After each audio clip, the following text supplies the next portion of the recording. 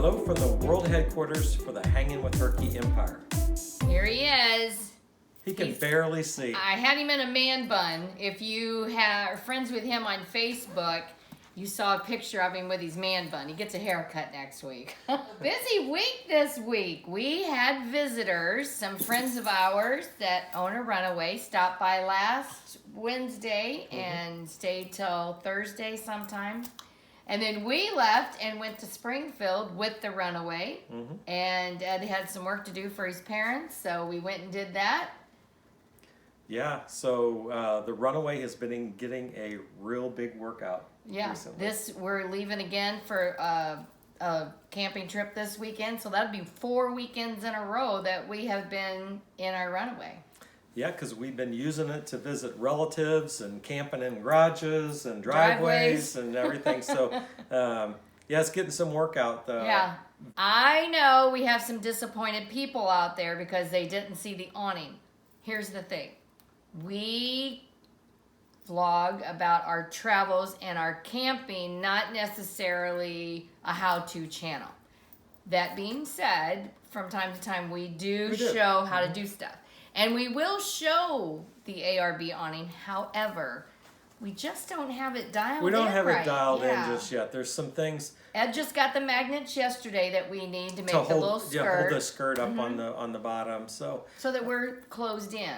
Right, so it's coming along really good. I know in our last video there was several comments about people wanting to see how the ARB awning fit on the side of the camper and our tent and our setup and everything like that. Hold on, we are still refining it. We're trying to get used to it ourselves, really. We don't want to put a video out there showing what we're doing when we don't know what we're doing just yet. Yep, that happens from time to time. We have no idea what we're doing. So it's kind of a trial and error. And when we feel like we've got it dialed in really good, we will, we'll make a video about it on how it's set up and things like that. Show you. We should know in a couple weeks here how things are going with it. But, our initial trip with it went really well. And we had some heavy rain. I was going to say, it was nice to have because it rained off and on. Not the whole time, but off and on the whole time. Yeah, we just had one period where we had some real heavy rain. And it didn't leak. Right, and the water, I was able to tilt it down and the water ran off really good. So so far it's going pretty good. It doesn't have the square footage that that our big white canopy Easy Up has. Because it is huge. Yeah, it's huge, and it doesn't have the room and the space, but... So we got a smaller rug. Yeah, that's okay. I mean, we're pretty happy with it, and we think this winter, when we're camping in it, able to heat that space a little better, that we think it's going to work out good. So stay tuned. More to come on the ARB awning. We'll eventually show you how that looks. Yeah. Watoga State Park. Love that place, don't you? It was great. I'm telling you, that Tom knows how to find these gems that you just don't know. That it's just not real popular. Right. He knows how to find them. So you've seen in the video our friends Tom and Susan. We met them about 5 years ago, maybe, through Runaway Campers. I think so, yeah. At the first rally we met them at a rally in Smoky Mountains. Tom grew up in the same area that we did, so we have a lot of things in common. Although we didn't know each other when we were kids, but we know a lot of the same things. So it works. Susan's just good people. Yeah, and so they're great people, and we've had a good time camping with them these past 5 years. So they've made several appearances and hanging with Herky with us, so you guys know them from those appearances. So we had a great time with them. Yeah, and they're pretty well known in the runaway community too. Yeah. So that was a lot of fun. We went around Watoga State Park and seen a lot of the CCC stuff that was in there, and that was fun. The thing about that, I think we discussed this, we discussed this in the video, is that is in the National Quiet Zone, and so it was really quiet. There was hardly any. Every once in a while you could catch a Wi-Fi someplace, but you had to be standing really close to mainly at the park office. At the park office you could get a little bit of Wi-Fi and that, but they really limited the broadcasts in that area. So if you're wanting to go and get away from it all, Watoga State Park would be the would be the place. Yeah, I mean, we're not complaining that we didn't have Wi-Fi. Just we needed to check in with our kids. Yeah, you still we don't gotta like to just disappear on them. But if you want to disappear, that's the place to go. Oh my word. Yeah, you could get lost there. Yeah. That's for sure. So it was really good. So what we were able to do from there, from Watoga State Park, is we were able to branch out and go to some other attractions in the area. Right. So you've seen us go over to Cass, West Virginia, there, and the railway comes in there, and the lumber town, or basically the paper mills were there, or the paper tree harvesting. That's what I'm trying to say. Yeah. It was fun.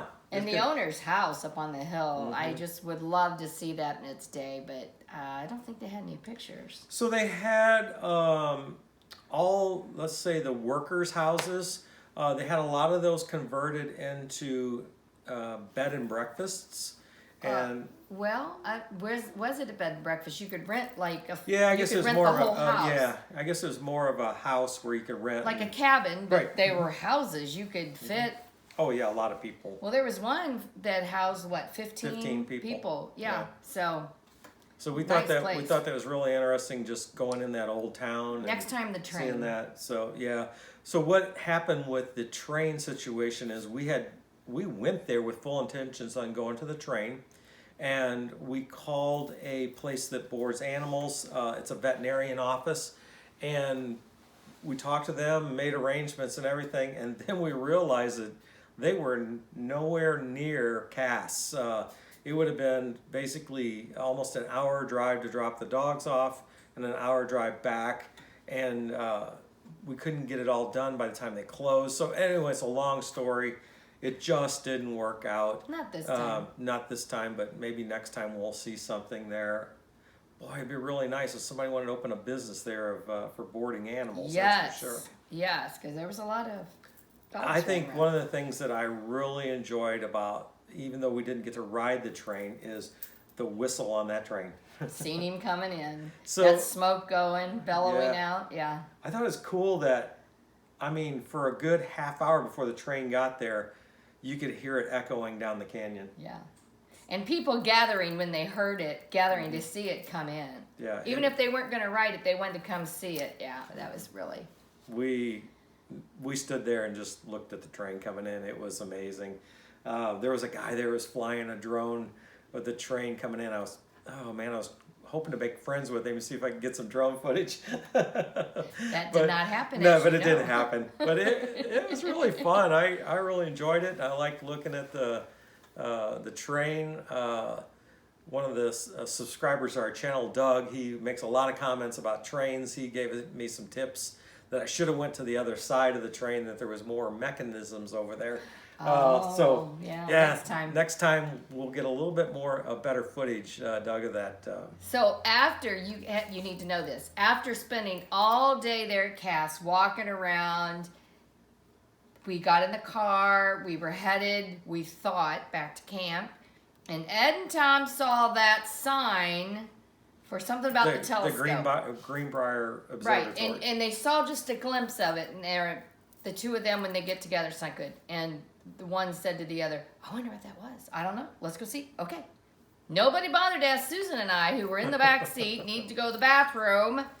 So out we went, and then they decided they wanted to hike to it. Susan and I and the dog stayed in the car. That was quite a hike down there, yes. So it's a good thing they didn't leave us the keys. It's kind of like a mountain far away. You know how you see these mountains way off in the distance? You think, I'll take a hike over there. And it winds up being way farther than what you thought. And plus it was hot. But anyway, we wound up walking down the hill and getting right there by that telescope. And that was a lot of fun. There was a lot of other people, really nice people down there. We met some people there that we were able to just discuss about the telescope. And one of the things that he didn't have his camera. Yeah, so I met a gentleman down there that didn't have a camera with him. Here's the story, is that maybe what I did was kind of not totally legal, I guess you might say. I'm not sure. Apparently there was a sign that said no electronic devices near the telescope. Edward? Yeah, I don't know. Somehow I had my phone, But anyway, so I took some pictures down there. He didn't have his because he's seen the sign. He's seen the sign. So anyway, later on we came back up and I was able to get his email, and I emailed him and had some correspondence with him. So it was great that we were able to take some pictures for some other people.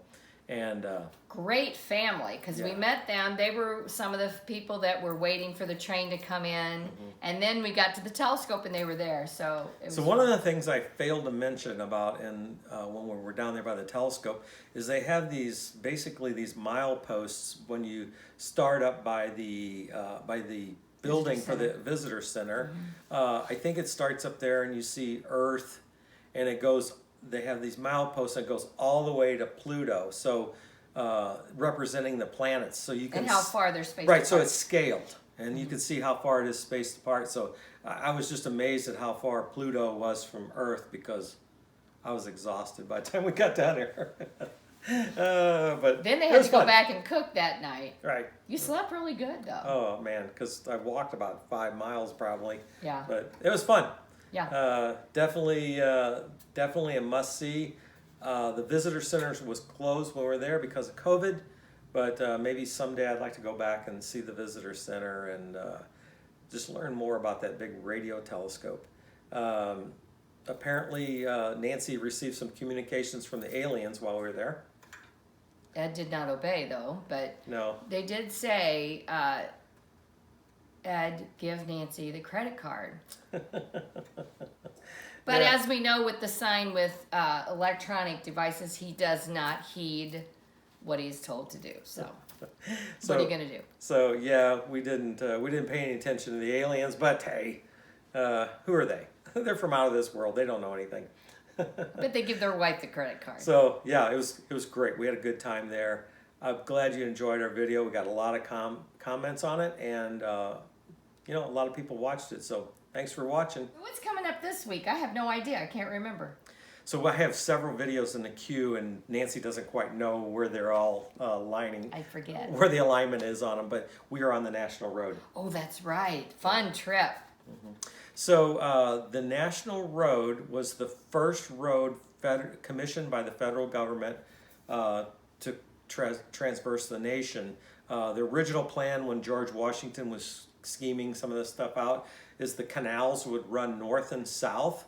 So there's a lot of canals in Indiana and Ohio and Pennsylvania. You see that, and then the National Road would run east and west and kind of connect all that together. So the National Road goes right through Indiana. So there's a lot of interesting stuff on it. Yeah. So you'll see this week. So we start out in Greenfield, Indiana, and we make our way all the way to Cambridge City. It was a fun day. So we have one in the middle of this video. Don't fast forward through the video. Don't get bored with us. Don't get bored with us because in the middle of this video we find a gem. We're going to tell you what we found. Pun on words. So that, if you remember the 1986, I think it was 1986 movie Hoosiers with Gene Hackman.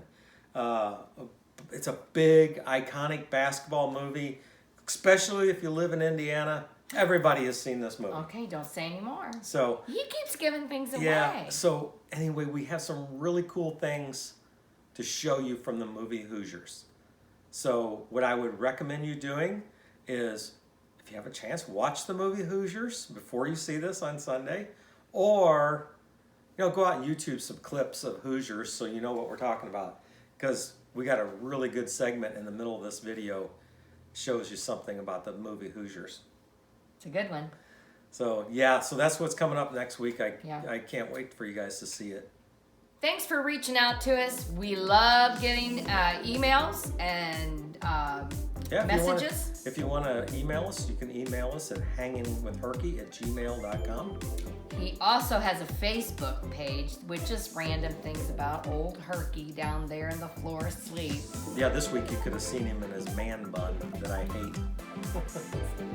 So follow Herky on Facebook if you get a chance. But in the meantime, we gotta wake him up. He always does this. He starts up on our lap and then he winds up in the floor asleep. But we're gonna wake him up, take him on a little walk.